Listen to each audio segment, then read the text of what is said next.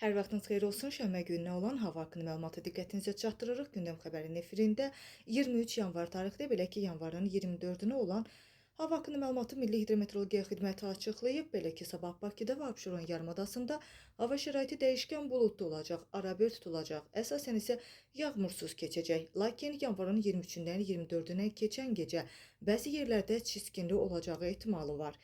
Şimal-qərb küləyi əsəcək, havanın temperaturu gecə 1-3 dərəcə, gündüz isə 5-10 dərəcə isti olacağı gözlənilir. Azərbaycanın rayonlarına gəlincə, Azərbaycanın rayonlarında hava əsasən yağmursuz olacaq, bəzi yerlərdə isə arabir duman olacaq. Mülayim qərb küləyi əsəcək. Havanın temperaturu gecə 0-5 dərəcə, Şaxta gündüz isə 5-9 dərəcə isti olacağı gözlənilir. Dağlarda isə gecə 5-10 dərəcə şaxta olacaq, gündüz isə 0-5 dərəcə şaxta olacağı gözlənilir.